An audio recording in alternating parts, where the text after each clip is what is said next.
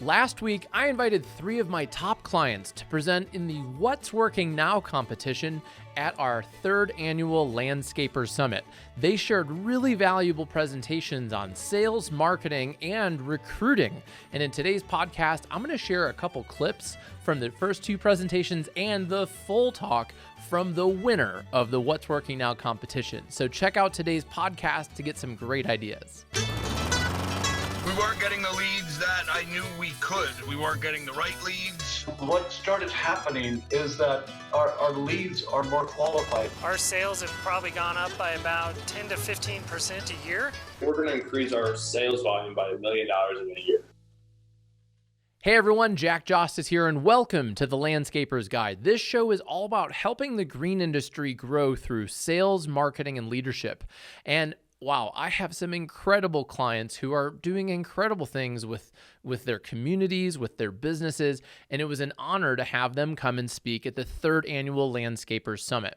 First, Jim Turkin shared some serious wisdom about how to write your commercial client's RFP.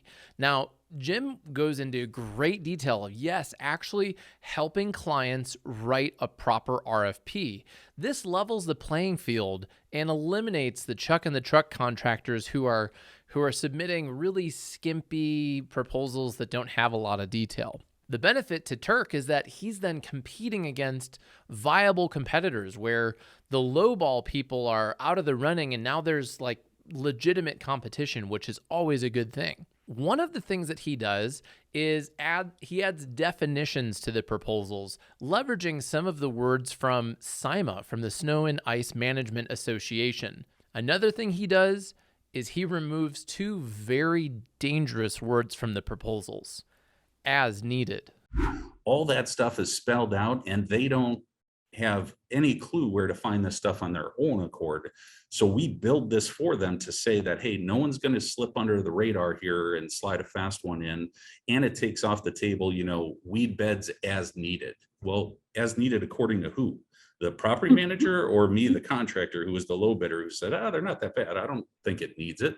It takes out of the equation all snow clear by 6 a.m.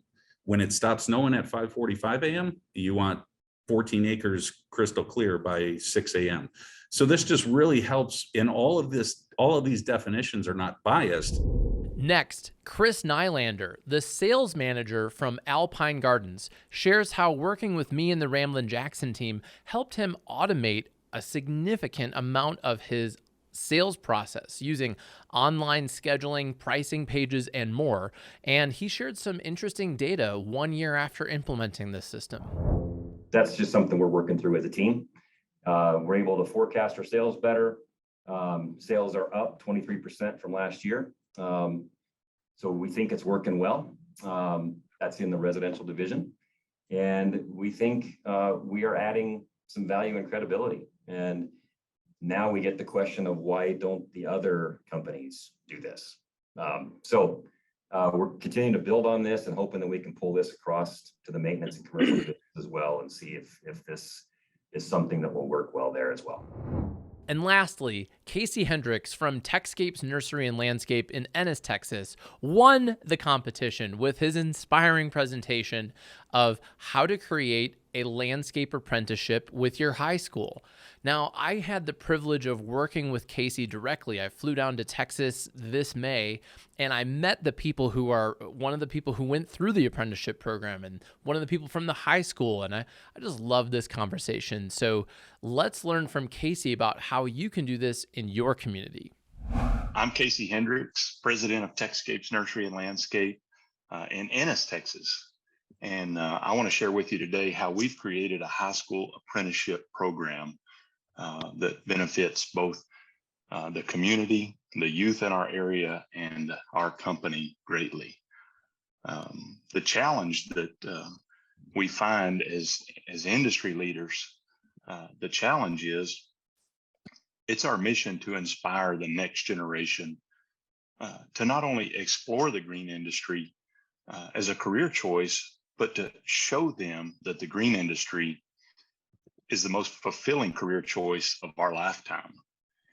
And so, in essence, we're convincing them to buy into the green industry. and to own it in their lifetime.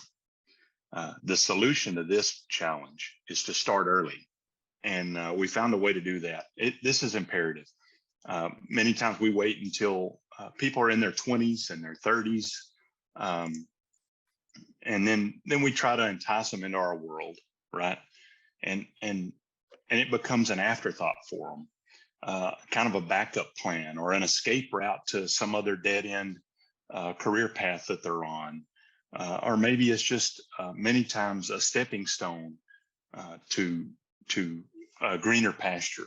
I've asked people why they're interested in coming to work for us many times, and they say, I just need to make money. Well, that's not what we're looking for here.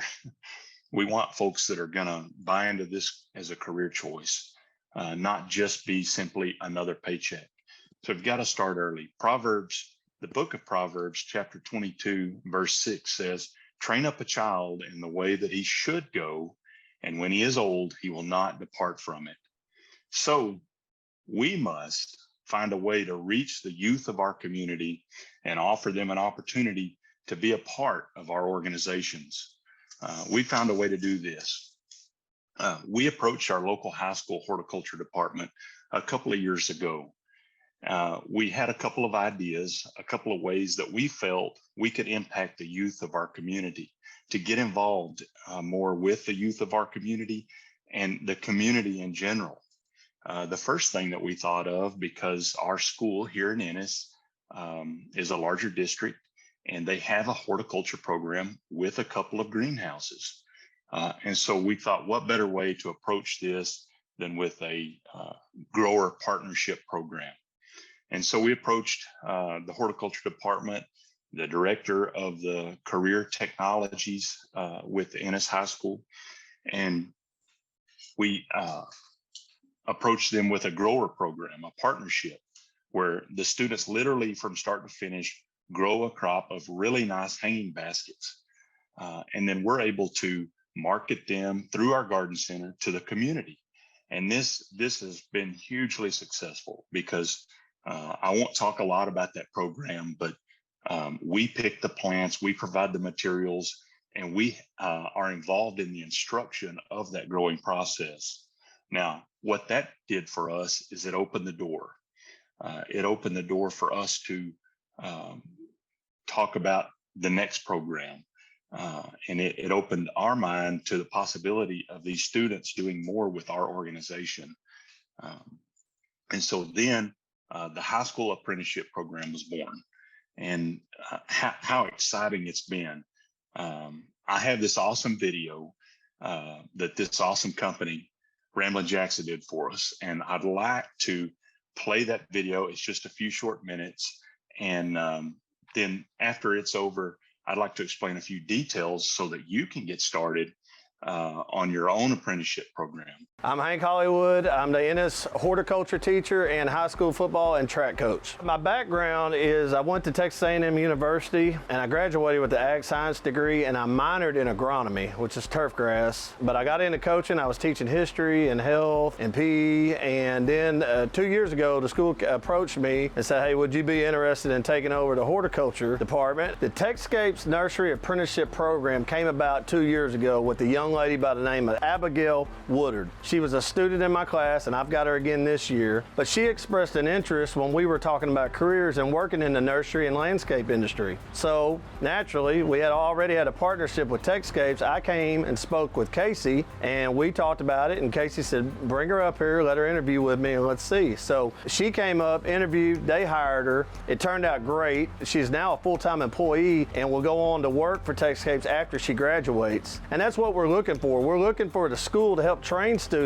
to go into industry like this, where they can have a good career, have good benefits, and do something they like and make it their passion. You know, their passion becomes their purpose. I'm just trying to get our kids into programs in the community that they can have future jobs in, and it really is an apprenticeship. My name is Abigail Woodard, and I'm about to graduate Ennis High School and I'm gonna go into starting a full-time job at Texscapes Nursery. How I first got interested in horticulture was I was in the FFA program at my high school, and one day I just joined the horticulture program and found out that I actually really loved it. What I love most about plants is that there's always something new to learn, and it's so awesome to see all your hard work put into something and you can actually see it grow and you can see your work. The Texscape Nursery Apprenticeship program was actually offered to me through my horticulture teacher. The reason I'm choosing to pursue a career in horticulture is because ever since I was a little kid, I've known that I wanted to work outside, I wanted to get dirty. I never wanted an office job. That never sounded fun to me, and when I found horticulture in plant nurseries,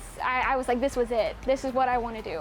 And I love it every single day that I'm here. In the future, my goal is to learn and just absorb as much information as I possibly can from Texscapes, and hopefully one day open up some type of nursery of my own and see where that takes me. But I mean, at the end of the day, I really love it here, and you know, these are great people and I'll keep working for them if they'll let me. The Texscapes Nursery Apprenticeship Program is an amazing program. They are always willing to work with you because they are on your schedule, because they need you to be here and they want you to be here. And every single day you will learn something new, and it is always fun. 70% of high school graduates will not go to college. Of the 30% that go to college, 15 won't graduate from college. In my mind, that's 85% of kids that graduate from high school are gonna need jobs, real world jobs, all right? Trade schools, opportunities in my horticulture classes and other CTE classes at the high school give these kids opportunity to learn skills that they can go into a job such as Texscapes and carry real life skills with them and become employable. The reason that I push Texscapes so hard in my classes for my kids, the ones that want to be growers and nursery workers and landscapers, is because of people like Casey and Tiffany and Rusty. I have felt nothing but at home when I come up here. I feel like I'm dealing with people who are honest, who have integrity, who when they shake your hand and they give you their word, this is what we're going to do, that's what we do, because that's the way I was raised. If you are thinking about doing the Texscapes Apprenticeship Program, I wholeheartedly believe that you should go for it. It is worth it. They are great people, and you will learn everything you need to know. Number one, build the program details, and this needs to include a few things. It needs to include the time frame of the apprenticeship. Here at Texscapes, ours is March, April, May, with an opportunity to apply to stay on through the summer. And the program details include the requirements and the responsibilities of the individual. It includes pay and benefits that the individual might receive. We treat this person as if they're just going to be a team member from now on. And we welcome them into our family once they get through this process. Then we create an application for this program that interested students can fill out. You get creative with this to find out why students are interested. We consider offering multiple spots. This has worked well for us and helped with the end goal. Remember what the end goal is to inspire the next generation of green industry leaders. The second thing you're going to do is contact your local high school, your career technologies director, the horticulture department teacher. If your school doesn't have a horticulture department, the ag teacher. If you're familiar with FFA, Future Farmers of America, this is a great group of kids to plug into your organization. They like to get dirty. They like to work with animals, dirt, plants, outdoors in general. FFA students are wonderful. The work program at our school, we work with them as well. We try to find kids that are in the work program. They're looking to find a paying job, and most likely a lot of those kids are the ones that are looking for this as a career path. Then we go and we pitch the program to the school director for approval. Once it's approved, we schedule a few times to give a short presentation to the students. We work with the teacher, let us come into the classroom, bring that video you just watched, and let it speak. This is a student now that graduated back in the spring that you saw in the video. She's a full-time employee.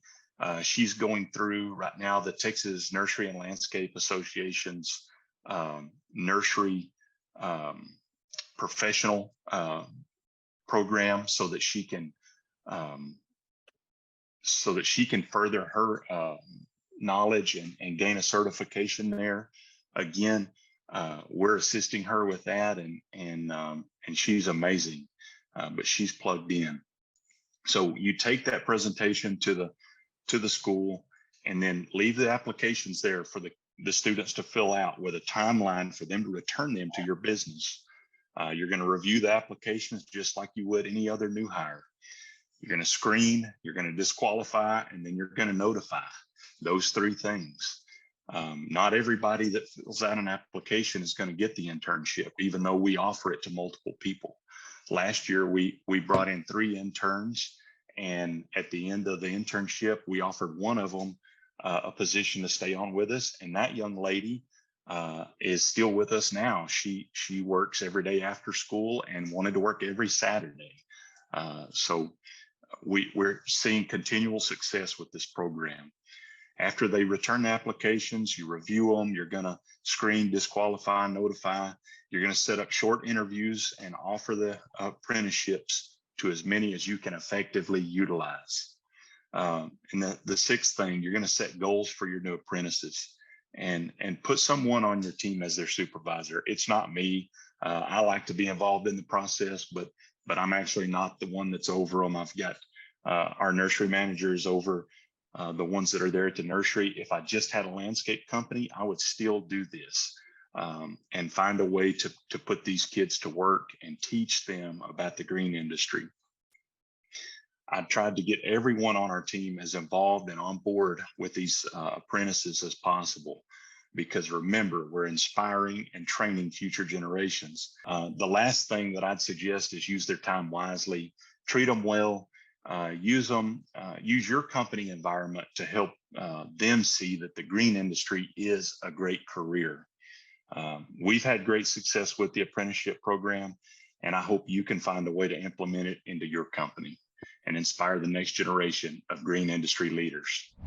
So thank you again to Chris, Turk, and Casey for presenting. You each delivered really valuable talks, and congratulations, Casey, on winning the $250 Butcher Box kit. So can't wait to see what you grill up with that. And more importantly, Casey, thank you for inspiring all of us in the green industry to get involved with our local high schools. You can do this in some way. You could create an apprenticeship like Casey did, or you could even go and speak at a high school, because there's an abundance of career opportunity in the green industry, but many people in high school don't know about it. They're not hearing about it.